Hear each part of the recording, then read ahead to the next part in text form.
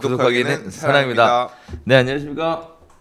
2018년 7월 31일, 네, 7월의 마지막 날이죠. 네, 고품격 부동산 토크쇼 부동산 별별수에 오신 여러분을 환영합니다. 자, 요새 무더위가 아주 기승을 부리고 있는데 요새 무더위 속에 잘 지내고 계세요? 네, 잘 지내는 걸로. 왜 잘 못 지내요? 죽겠습니다. 왜 어떤 뭐가 그렇게 힘드세요? 그러니까 잠도 잘 못 자고 계속 피곤해. 자다 깨다 늦게 잠들고 이게 더우니까 일찍 깨고. 그러니까 항상 피로에 쩔어 사는 것 같아요. 아, 그렇죠. 네. 사람도 좀 무기력하게 만드는 것 같고, 네, 의욕도 좀 떨어지고, 네. 아주 괴로운 날들을 보내고 있는데 요새 에어컨 주문하면 뭐 한 달 넘게 걸려요. 여름에는 에어컨 수리도 되게 오래 걸리고 거의 포기하는 뭐 그런 수준인 것 같더라고요. 그럼 뭐 에어컨 설치될 때쯤 되면 끝나겠어요, 여름. 제가 안 그래도 사실 여기 올라오면서 팀장님이랑 얘기를 했는데 이 더위가 빨리 가셨으면 좋겠다라는 생각이 안 들어. 왜요?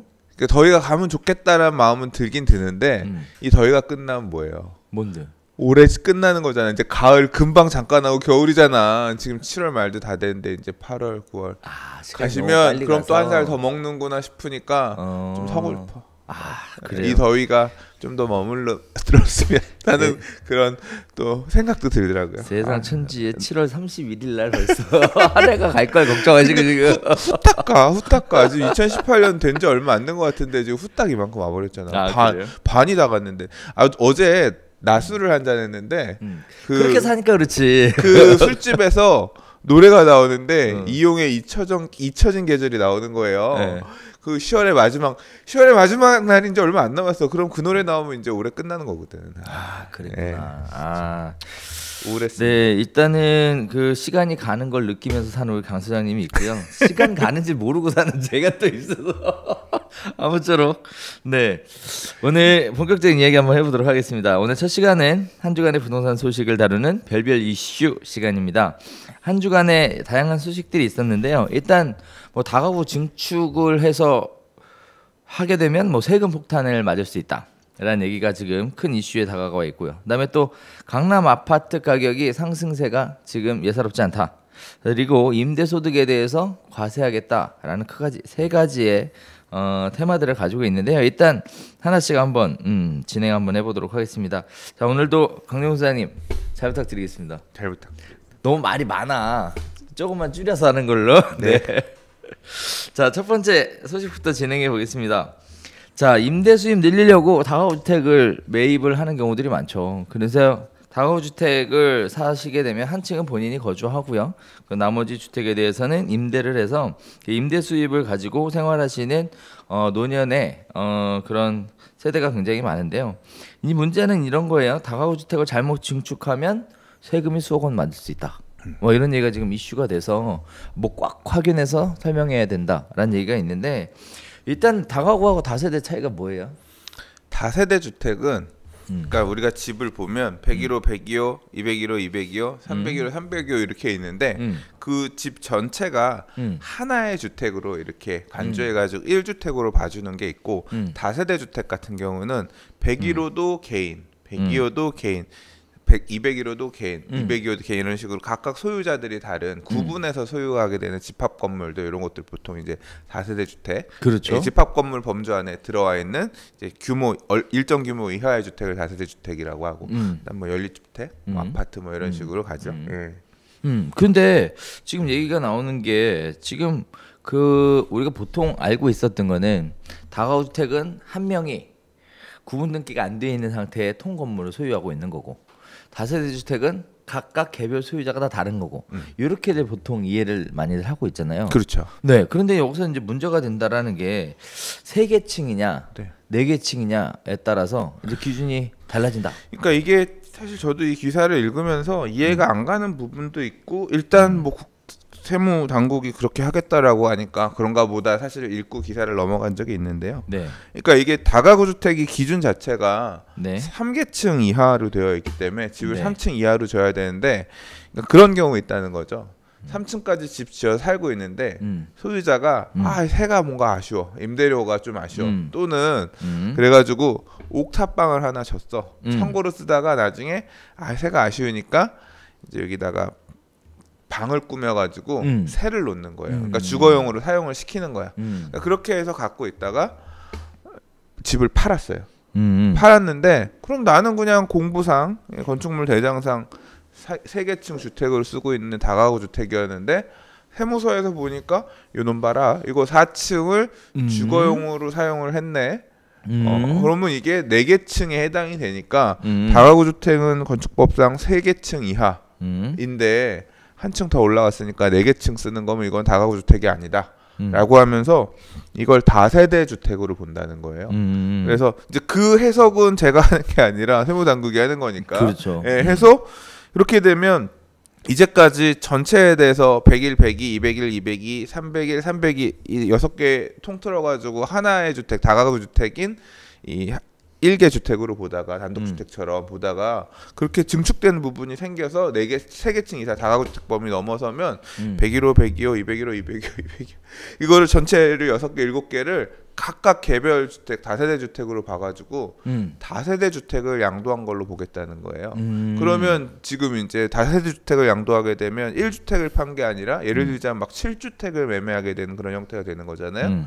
그러면 뭐가 생기냐면 다주택자에 대한 중과세 부분이 작동을 하면서 1주택에 대한 비과세라든가 1주택에 대한 세금 감면해주는 혜택이 사라지고 중과세를 두들겨 맞게 된다는 거죠. 그러니까 이 부분을 잘 인지하지 못하고 양도를 했다가 과세를 당해서 두들겨 맞는 세금 늘어나는 부분이 뭐 얼마나 이렇게 크다고 하고 이걸 갖다가 계속 강조해서 보겠다 뭐 이런 식으로 그 기사에서 보니까 얘기하더라고요. 세무서가 이런 부분들 놓치지 않겠다라고 하는 걸로 봐서는 앞으로 되게 미리 그러니까 아마 대부분의 사람들은 모르고 계실 거예요 이런 내용을. 왜냐하면 모르지. 황당하니까 나도 처음 듣는 얘기고 세무서가 이렇게 하겠다라고 하는 게 실질과세 원칙에 따라서 공부상 이게 주택으로 실제로는 안 들어가 있다고 하더라도 실제 주택으로 사용하면 실질과세 집으로 썼으니까 이건 주택이에요 이런 그렇죠. 식으로 과세하겠다라고 하는 거니까 이제 미리미리 우리가 대비를 해야죠. 다가구 주택을 그냥 공식처럼 머릿속에 두고 있어야지. 다가구 주택을 갖고 있는데 3층 위에 증축된 부분이 주택으로 사용돼 있으면 세금 두들겨 맞을 수 있으니 양도하기 전에 증축된 부분을 멸실하든가 아니면 주택으로 사용하지 않게끔 뭐 다시 이제 창고로 돌리거나 그걸 해서 증빙을 갖춰놓은 상태에서 양도를 해야 된다. 이게 사실 또 이제 그 부분도 살짝 걸려요. 이게 지금 양도소득세에서는 그렇게 보지만 만약에 보유세 측면에서도 다주택으로 봐서 그렇게 되면 같은 집 안에 주택이 여러 개가 된다고 하면 다주택자에 대한 뭐 보유세 추가 과세 부분 이런 게 또 해당되는 게 있지 않은지 이런 것도 좀 고려를 해야 돼서 실제로 되게 머리 아파질 것 같아요. 그러니까. 소유하고 계신 분들 같은 경우는 나는 이런 거에 해당되는 게 없는지를 좀 꼼꼼하게 검토해서 미리미리 대비를 해야겠다 그런 생각이 들었습니다. 일단 이게 저는 개인적으로 그런 생각이 좀 들어요. 보통 임대사업을 목적으로 한 연세가 많이 드신 분들이 다가구 주택을 소유하고 있는데 그러다 보니까 다가구 주택의 매매 자체가 많이 발생하는 건 아니에요. 그럼에도 불구하고 그분들이 어떻게 보면 이런 쪽에 취약계층일 수도 있죠. 정보가 굉장히 느리고 그리고 또 이런 부분들의 변화에 대해서 쉽게 감지를 못하고 혹시라도 이제 매매를 하게 되면 이제 갖고 있던 알짜배기 그 주택이 이제 세금 폭탄으로 인해서 큰 피해를 받을 수 있을 것 같은데요. 일단 개인적으로 좀 조금 정리를 해보면 지금 안 그래도 부동산 쪽에서 이슈가 지금 크게 되고 있는 부분들이에요. 일단 그동안에는 소유권의 개수를 가지고 다가구나 다세대를 판별하는 중요한 기준으로 관념적으로 그렇게 생각을 해왔었는데 지금 보면 법에 명시되어 있는 대로 3계층 이하 뭐 660제곱미터 이하 뭐 어쩌고저쩌고 그것들을 기준으로 한다라는 얘기는 사실 법에 있는 명칭 해석 그대로 적용하는 거기 때문에 이 부분에 대해서는 책 잡을 번호는 없을 것 같아요. 사실 소유권의 개수가 다가구와 다세대를 구분하는 기준은 아니기 때문에 자 그래서 그런 부분들에 대해서 생각을 해봐야 되는데 또 현실적으로 보시면 여러분들이 판단하실 때 중요한 게 뭐냐면요. 일단 반지하는 층수에 들어가지 않는다는 거예요. 그래서 건물이 실제 외관상으로 볼 때 4계층으로 지어져 있는 것처럼 보이더라도 현황상 반지하로 건축물 대장에 등록되어 있다면 맨 아래층 1층이죠. 1층 같은 경우에는 층수에 포함되지 않는다라는 거 그것도 한번 살펴보셔야 될 것 같고요. 그다음에 강 소장 말씀하셨던 대로 그 옥탑 같은 경우죠. 그때는 옥탑을 주거용으로 쓰고 있으면 실질 과세 원칙에 따라서 주택을 쓰고 있으니까 이제 그때부터 이제 4개층이 되는 거죠. 거기에 따라서 양도소득세를 과세를 하는데 일단은 다주택자로 다세대로 보기 때문에 양도소득세를 과세를 한다는 기준은 그래서 어떻게 되는 거냐면 본인이 거주하는 면적에 대해서는 비과세를 해주겠다는 거예요.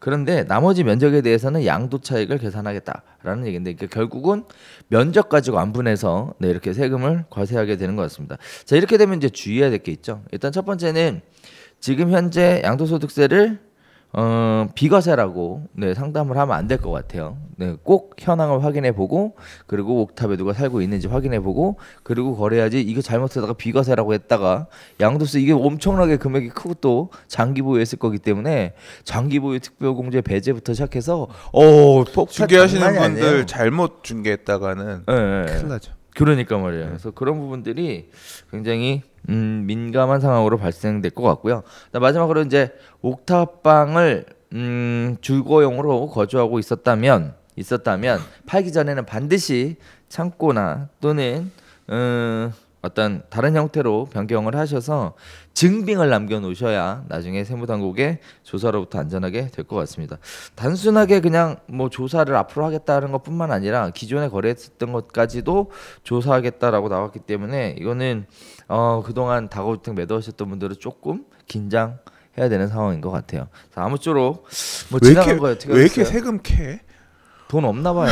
돈 증세 엄청 지금 세금 많이 거치고 있지 않나? 그러게 말이야. 왜 이렇게 세금을 자꾸 캘라 그러지? 그러게 말이야. 갈퀴로 이렇게 콱콱콱 긁어서. 지금 뭐 그런 부분들이 있습니다. 뭐 네. 법과 원칙이라는 부분에서 찾아보면 살펴보면 맞는 것 같은데요. 뭐 그런 것 같아요. 사실 특히 연세 드신 분들이 주로 다가구주택에서 거주하고 계시는데 이런 부분들 자제분들이라면 꼭 부모님 집 한번 챙겨봐 주셨으면 좋겠습니다. 괜히 또 오해받을래나?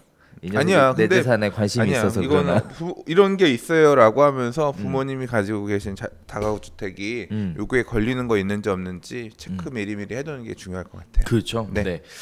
자, 그럼 이렇게 첫 번째 이야기 한번 해보고요. 자, 두 번째 이야기로 넘어가 보도록 하겠습니다.